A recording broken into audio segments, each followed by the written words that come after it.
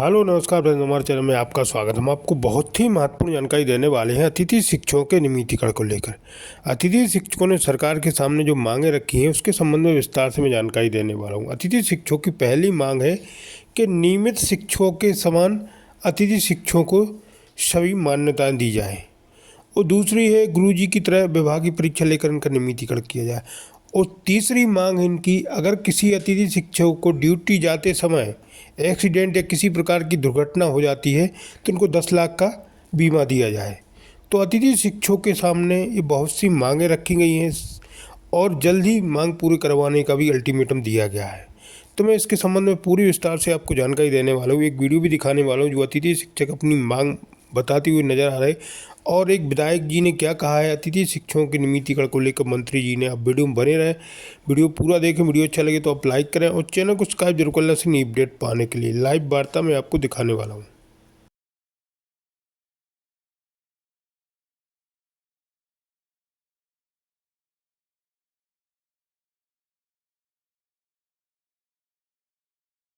समान वेतन। दूसरी मांग है गुरु जी के दर्जे पर नियमितीकरण। तीसरी मांग है जो निकाले गए अतिथि शिक्षक हैं उनको अंदर करने के लिए। और चौथी मांग ये है कि जितने 70 हो या 1 लाख हो, सभी अतिथि शिक्षकों का नियमितीकरण हो। विभागीय परीक्षा सरकार ने हम नहीं कहते हैं, लेकिन जिन्होंने 20 साल तक है सेवा दी है उनकी लड़कियां विवाह करने के लिए हो गई। अब लड़कियों की पढ़ाई के लिए खर्चा, विवाह के लिए खर्चा, बच्चों के लिए पढ़ाई खर्चा कहाँ से आए? तो सरकार इसको पूरा करे।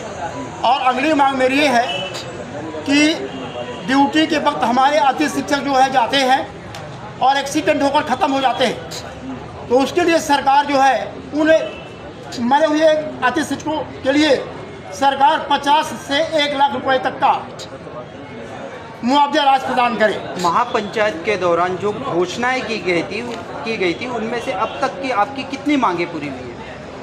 केवल एक मांग पूरी हुई है। क्या आश्वासन मिला है आपको? केवल वेतन भाड़ा भर मिला है, बाकी कुछ नहीं मिला अभी। 1 महीने तो होगी।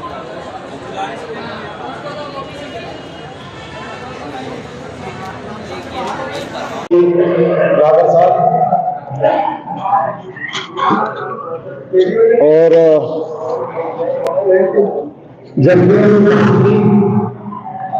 प्रदेश के प्रवक्ता है सत्येंद्र जी नागर, जगदीश रविकांत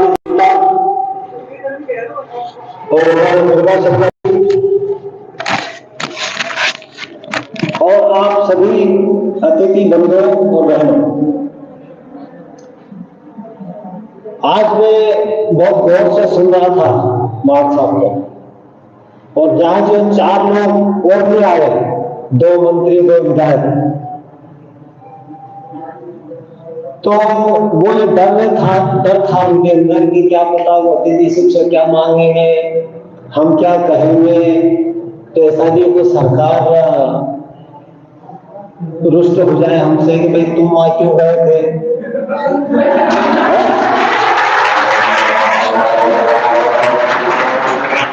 लेकिन जिस तरीके का भाषण अभी जो मैं सुन रहा था, मतलब मैं तो कहता हूं कि पहला भाषण जोरदार भाषण तो हाँ,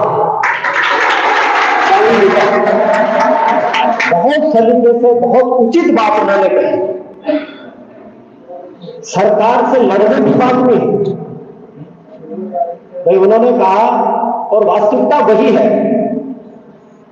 कि सब मांगों पर सहानुभूतिपूर्वक विचार किया जाएगा। आप भी बात करेंगे, बाकी जो यहाँ नहीं आए हैं उनको भी मालूम पड़ जाएगी यार नहीं हम भी आ जाते हैं, ऐसा बात होती तो साहब से पूछ लेगा, उन्होंने तभी फोन लगा देता नहीं आ जाता, हमें कोई मालूम थी। तो महासाहब से 5 और 7 कर लेगा ही। और निश्चित रूप से मैं भी बात करूंगा हमारे प्रतिनिधियों से, और सरकार के सामने सहानुभूतिपूर्वक विचार करने के लिए विषय आपका जाएगा। और बहुत मतलब मुझे नहीं लगता कि मार्च साहब के भाषण के बाद और कुछ कहने की जरूरत पड़ेगी। बहुत शालीनता से, बहुत एक एक बात का विचार करके बहुत अच्छा विषय उन्होंने आप लोगों के सामने रखा। मुझे लगता है कि आपको भी संतुष्टि मिली होगी। उन्होंने जो बात है बिल्कुल लॉजिकल बात है, मतलब कोई हवा में बातें नहीं करी उन्होंने, बिल्कुल धरातली बातें रखी है और यही तरीका है। और जैसा आपने कहा है कि जिस प्रकार के कार्यक्रम अपने यहाँ हुए हैं से अन्य जिलों, चूंकि प्रदेश स्तर का अपना संगठन है, तो ऐसे हर जिले से इस प्रकार की मांग जो है सरकार से उठे अपने जनप्रतिनिधियों के माध्यम से, तो निश्चित रूप से आप लोगों को सफलता मिलेगी। हिम्मत नहीं हारना है, हम भी सहयोग करेंगे, बाकी जनप्रतिनिधि सहयोग करेंगे। और जैसा उन्होंने कहा आखिरी में कि भाई जब आप रेगुलर हो जाओ तो कम से कम जो उनने कही उस बात का ध्यान रखना कि प्राइवेट विद्यालय आपकी कार्यशैली से समाज के लोगों का मन बन जाना चाहिए कि सरकारी स्कूल में बच्चे को भेजेंगे, यह स्थिति आ जाना चाहिए, तो अपना काम करना सफल हुआ। तो मुझे नहीं लगता है कि अब और कुछ कहने की आवश्यकता है।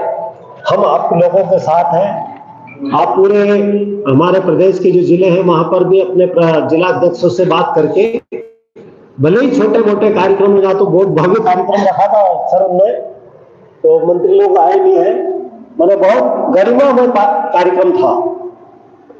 बहुत प्रशंसा करता हूं कि आप लोगों ने बहुत अच्छी व्यवस्था, बहुत अच्छा कार्यक्रम का आयोजन किया। इसके लिए आप लोगों को बहुत बहुत साधुवाद, धन्यवाद। और बाकी के जिलों में भी बिल्कुल शालीनता से, कोई आंदोलन नहीं, कोई लड़ाई नहीं, कोई झगड़ा नहीं, अपनी मांगे रखेंगे। अपने लोगों से अपनी मांगे रखते हैं तो सहानुभूति पूर्वक ही रखते हैं, पर परिवार से जब कुछ मांगते हैं तो लड़ करके नहीं मांगते हैं, हम और अधिक काम करते हैं। कई बार परिवार में जो लड़का नाराज हो जाता है ना, तो वो चलता था पहले जैसे बखर निकालने गया नहीं तो वो दोपहर की रोटी नहीं खाना आता था, दिन भर बखर ही कर चला जाता कि नाराज है आगे, तो फिर नाराज है तो उसने बखर काम नहीं करी, वो ज्यादा काम करा, तो घर वालों को भी चिंतन हुआ उसका। तो इसलिए लड़ना झगड़ना ये पाश्चात्य परंपरा है, तोड़फोड़ करना, तो ये हमें अंग्रेजों से मिला है। और अंग्रेजों के जमाने में क्यों करते थे वो, कि सरकार अंग्रेजों की थी, इसलिए हम सरकारी संपत्ति को नुकसान पहुंचाते थे। लेकिन अब तो सरकार अपनी है, भारत के लोगों की, भारत की सरकार है, और अब सरकारी संपत्ति को तोड़फोड़ क्यों करना। तो ये मानसिकता आज भी वही चली आ रही है। अब धीरे धीरे इस मानसिकता को बदलना, नुकसान नहीं करना, हड़तालें नहीं करना, नुकसान नहीं करना, लड़ाई झगड़े नहीं करना, अपनी सलीके से अपनी मांगों को रखना, निश्चित रूप से विचार होता है। समय लगता है, शासन की व्यवस्थाएं रहती है, समय लगता है, लेकिन निश्चित रूप से सफलता मिलती है। हम भी और बल देंगे बाढ़ साहब को, और आपकी मांग को जैसा वो कहते हैं ना वैसा करते भी हैं। और निश्चित रूप से उनका पत्र लगा करके मंत्रियों का भी, जो हमारे 2 मंत्री उनका भी, सबसे वो पत्र लेकर के और सरकार के सामने रखेंगे। और आशा करता हूं कि आप लोगों की मांगे पूर्ण हो, आप लोगों को सफलता मिले। इसी आशा और अपेक्षा के साथ मैं अपनी बात में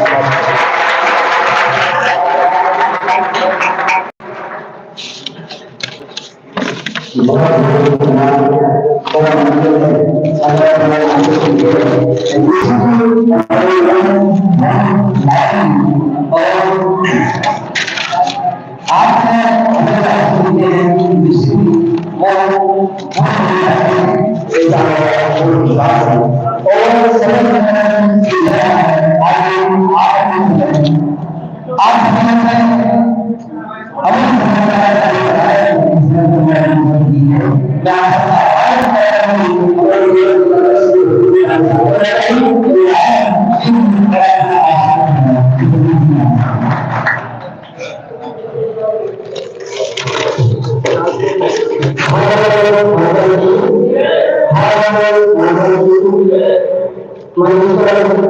हमारे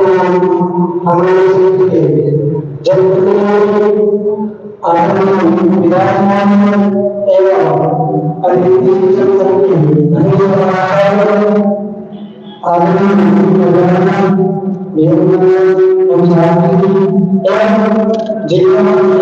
और हमारे सभी अतिथि शिक्षक में सभी का हार्दिक स्वागत